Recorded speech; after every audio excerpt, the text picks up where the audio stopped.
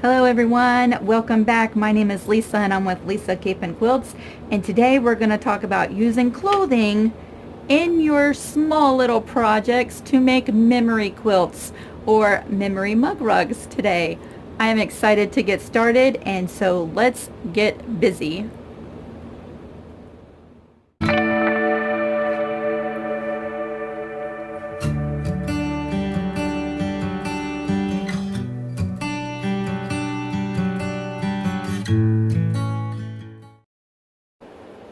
Alright, we all know that there are many different types of quilts that you can make with clothing. And I'm quite sure that several of you, if not the majority of you, have made some type of memory quilt or like memory bear out of a loved one's clothing. Today we're going to make a small little mug rug, and we're going to think outside the box, outside the larger big quilt with the clothing and outside of the memory bears. Those are so cute, but sometimes we are asked to make several projects for several loved ones, and we're only provided with one or two articles of clothing. And so why not make little mug rugs or small projects to where we can extend the one or two clothing items that we have to many different projects.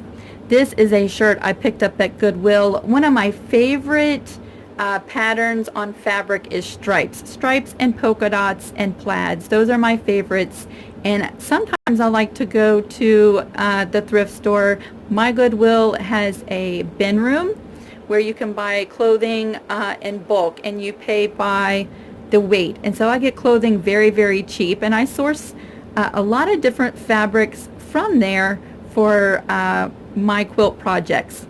But look at this, and at the same time, I guess they were donated all at the same time, I got a green set of stripes and a blue. So today we're going to be working with this shirt. You can see I've already cut this up for one project before, so I just cut the sleeve off. But a shirt or a pair of pants or slacks provides tons and tons of material if you're using it for applique versus trying to cut it up into blocks or trying to piece together blocks for a large quilt. You know that you only get so much usable material. But for small projects, we can really get into tight areas and really use the majority of the shirt. Plus, look at all the cool elements that you have. You have matching buttons, and you have pockets. How really unique would it be to cut off this pocket and attach it to the back of your little mug rug and attach a little note, or put a trinket in the pocket on the back of your quilt. So today we're going to make this little mug rug called Home is Where You Nest, and we're going to be using this shirt and some other materials in my stash. And we're going to do applique with clothing, and I hope that this just gives you or provides another tool that you can stash away in your book of knowledge of ways that you can make several projects out of one or two articles of clothing, and really be able to be a blessing to many people with the things that you're provided. So let's get busy. As we come back, you can see I've been busy. Let's take a look at this really quick. This pattern is so cute. It comes with a printable, and that's where this came from. I printed this directly on my background fabric.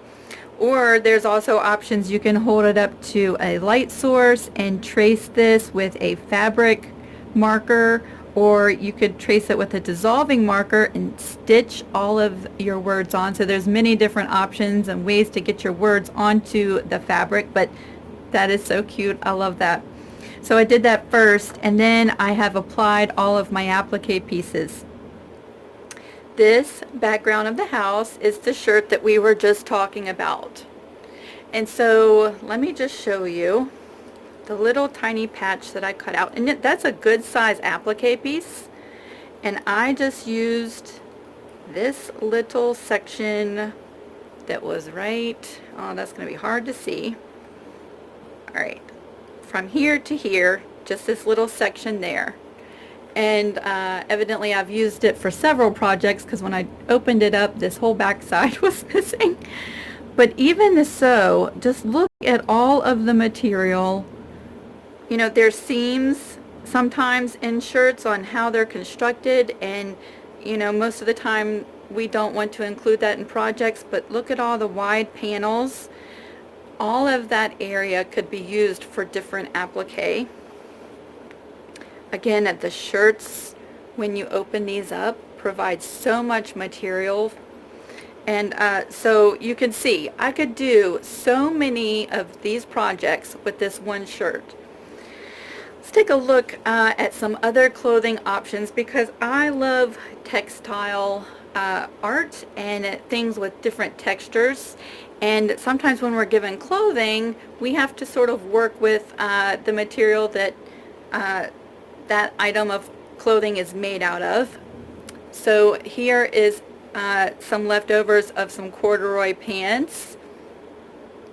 Wouldn't that be so nice in a quilt, especially if you're touchy and feely like I am? But this could definitely be used, and imagine all of the material that comes from one pair of pants, and that partnered up with other just scrap pieces of fabric really make a cute project. So you have corduroy, of course denim. Who doesn't love to include denim into your quilt projects? Again, so much material that could be used there. And then with ladies' tops, you know, they often come in all different kinds of fabrics and textures. Like this is a velvety fabric. How adorable would that be? And you have your plaids. And so the reason I'm showing all of those is because it doesn't really so much matter what the item of clothing is made from. Of course, cotton is the easiest to work with, but most oftentimes we're giving something that is a cotton blend or a wool or synthetic fabrics. And so you can still use them. You can stabilize the back of them, or use products like Heat and Bond Light, and that acts as a fusible stabilizer so that you could stitch through it and make it into an applique project. Of course, with the other types of materials, with the clothing, you want to follow the pressing instructions that work best with your clothing. You surely don't want to melt any materials from that clothing to the bottom of your iron, but they can most certainly be used. And imagine all of the different textures that could be incorporated into your quilts. So with all of those clothes as a demonstration, we are back to our little project. I've already picked out the backing fabric for this project. I've already cut my batting, and so I'm ready to go sit at the machine, turn on some music, and do some free motion quilting. And I guess we could meet back when I'm done. I want to show you my project when we're done. So here we are. I just finished the binding after I did all the quilting. Let's take a close-up look at everything. And I just quilted right over those letters, just like that, and all blends right in. So just like that, we have a keepsake memory quilt that of course someone could hang or put on a desk or a table.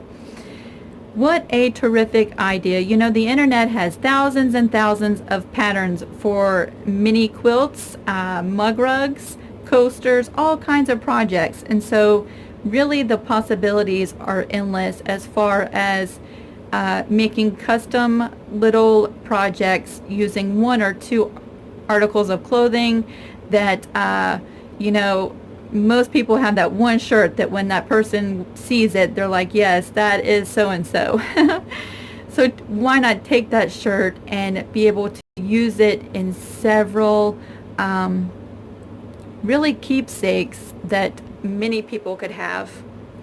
I absolutely love this. You know, memory quilts are so special because of the memories that are attached to clothing. You know, we're very sentimental, you know, and so what I love about memory quilts is that, you know, I've done a lot of patchwork quilts on commission, and of course the clients, when they pick them up, they're in awe. They love the patchwork quilts, and they're very traditional and very timeless. However, when I make memory quilts and the client comes to pick them up, we share tears, and sometimes it's many, many tears because of the memories that are associated with the clothing. So that's why I love memory quilts so much. I really hope that this has sort of sparked an interest and sparked some creativity in the thought process of jumping out of the box and maybe cutting up some shirts and trying out different applique patterns. I would love to hear from you, and I would love to see your projects. You can join me over on Facebook. I'm going to put a link, if you haven't already joined me, in the description box below. Let's take a look at these other cute little quilts. This is called Mama Bird. Isn't she so cute? And this was called Songbird. And this was called Birds of a Feather. So I've had a lot of fun this week creating these mug rugs and showing different techniques with all of them. Today we have focused on this, and I really hope that it has been something that you can just keep on the back burner. So if someone asks you to make a memory quilt or several and they only have a few articles of clothing, this video comes to mind. I would love it if you shared it with your friends, if you gave me a thumbs up, and if you haven't already subscribed, that would be awesome. Until we sew something together again, I will see you later.